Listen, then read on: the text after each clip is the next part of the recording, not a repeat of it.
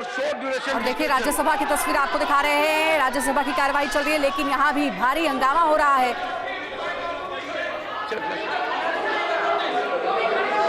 Okay, sit down. Honorable Finance Minister, I'll come to you. Please, take your seat. I'm grateful you've given me the time. I'll come to you. Honorable Finance Minister. You've given me the time. I'm astonished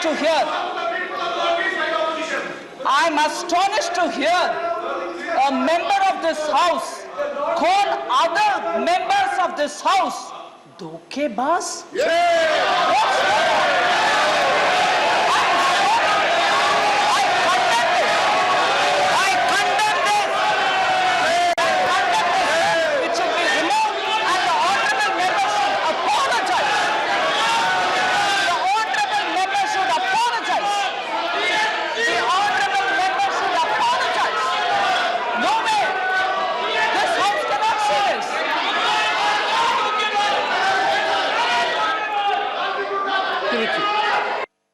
Please, one second. Let there be order in the house, Mr. Tiruchi Siva.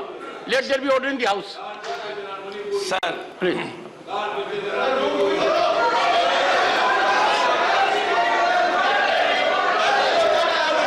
Nothing will go on record except what Mr. Tiruchi Siva says. Please go ahead and please. तो राज्यसभा की कार्रवाई पर हमारी नजर बनी हुई है, लेकिन साथ ही अविश्वास प्रस्ताव पर बिहार के मुख्यमंत्री नीतीश कुमार ने भी बयान दिया है। पीएम के जवाब के लिए लाया गया है विश्वास प्रस्ताव। ये कहा नीतीश कुमार ने, मणिपुर पर पीएम को जवाब देना चाहिए। पूरा विपक्ष उनसे सवाल पूछ रहा है।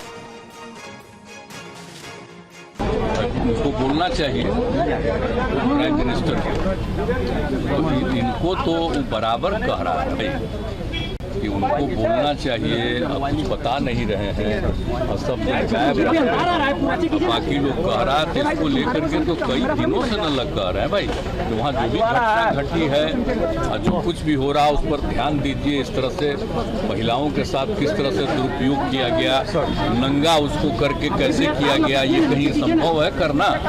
तो इन सब चीज़ों को लेकर के पूरा विपक्ष एकजुट होकर के इस बात को कह रहा है।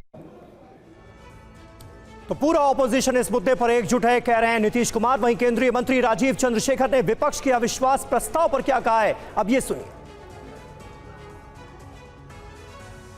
केंद्रीय मंत्री राजीव चंद्रशेखर, उनसे बातचीत करते हैं। राजीव चंद्रशेखर जी, आज विपक्ष की तरफ से नो कॉन्फिडेंस मोशन लाया जा रहा है, क्या कहेंगे, कितना उनको सफलता मिलने का चांस है? देखिए, हमारे गृह मंत्री ने कहा है कि जिस तरह भी वो मणिपुर के बारे में डिबेट करना चाहते हैं, हम तैयार हैं। सरकार ने पहले दिन से कहा है, ये हम सब पहचान गए हैं कि ये डिबेट चाहते नहीं, ये पॉलिटिकल पॉइंट स्कोरिंग और पॉलिटिकल ऑप्टिक्स के पीछे दौड़ रहे हैं और ये कोई डिबेट चाहते नहीं है। वो जो भी करें, देश को सच पता होगा।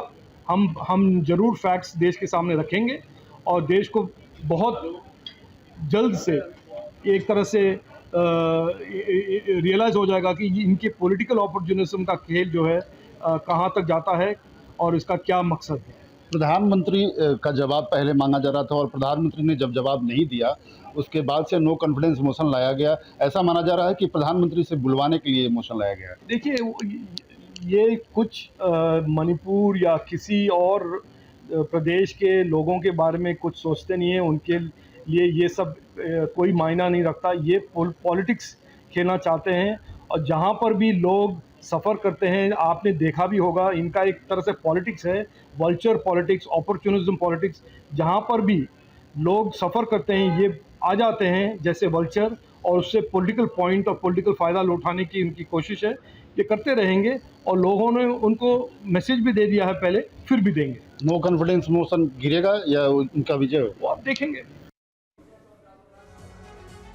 और वरिष्ठ पत्रकार अवधेश जी भी हमारे साथ मौजूद हैं। अवधेश जी, देखिए, ऑपोजिशन के तमाम बड़े लीडर्स ये बात खुलकर मान रहे हैं कि मणिपुर हिंसा के मुद्दे पर प्रधानमंत्री सदन के अंदर बयान दें, इसलिए ये नो कॉन्फिडेंस मोशन लाया जा रहा है। देश के संसदीय इतिहास में क्या इससे पहले भी कभी ऐसे मौके आए हैं जब सीधे सीधे किसी बड़े मुद्दे पर प्रधानमंत्री के बयान के लिए अविश्वास प्रस्ताव लाया गया हो?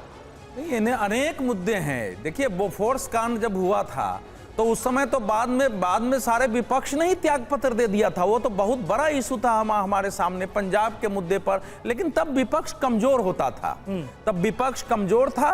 और फिर वो जैसे कारगिल के मुद्दे पर अटल बिहारी वाजपेयी को उस समय, हालांकि सरकार गिर गई थी लेकिन विपक्ष बाहर से बोल ही रहा था उस समय। उसके बाद भी अनेक ऐसे मुद्दे आए हैं। मनमोहन सिंह के समय अगर आप देखेंगे तो जो अमेरिका के साथ संधि हुई थी और बहुत अच्छी संधि थी, न्यूक्लियर ट्रीटी थी, उसको लेकर के विपक्ष ने केवल बयान देने के लिए नहीं कहा, विश्वास प्रस्ताव लाया, फिर सरकार गिर भी गई है उसमें। तो अनेक हमारे सामने इसके उदाहरण है। ये कोई पहली बार नहीं हो रहा है, लेकिन हाँ, ये संवेदनशील एक ऐसा इशू है जिसमें सरकार और विपक्ष दोनों को बहुत ही गंभीरता के साथ इसमें अपनी भूमिका निभानी चाहिए। 2024 की लड़ाई है, वो आप जरूर लड़िए, लेकिन मणिपुर शांत हो, इसमें समूचे देश की भूमिका है। सरकार को गिरना नहीं। मुझे अब लग रहा है कि अब तो ये विषय खत्म हो गया कि किस विषय में, किस धारा में हमको चर्चा करानी है। अब तो लोकसभा में अविश्वास प्रस्ताव आ गया है। अब तो ये वेट करना चाहिए कि विपक्ष मणिपुर की बात को कैसे संसद में रखता है। क्योंकि विपक्ष ने भी अभी तक, जैसा मैंने पहले भी कहा, शांति का एक प्रस्ताव संसद में प्रस्तुत अपनी ओर से नहीं किया, या बेंगलुरु बैठक में बैठ के एक शांति प्रस्ताव, ये बहुत बड़ी बात उठाई है आपने। पड़ेगा। लेकिन जो मैं एक बात कहना चाह रहा हूं कि देखिए, प्रधानमंत्री इसमें बोलेंगे तो ये देख, कल प्रधानमंत्री ने जिस ढंग से बताया है कि इंडिया नाम रखने से कुछ नहीं होता है, सीमी में भी इंडिया नाम है, पीएफआई में भी है, ईस्ट इंडिया कंपनी में भी नाम है, तो पता चल रहा है कि 2024 के पहले विपक्ष और सरकार के तेवर कैसे होंगे। और प्रधानमंत्री ने बताया है कि आने वाले समय में उसी तीखे तेवर से विपक्ष पर भी हमला करेंगे। ठीक है, ये जो बड़ी बात आपने उठाई है इसका जवाब हम जरूर लेंगे।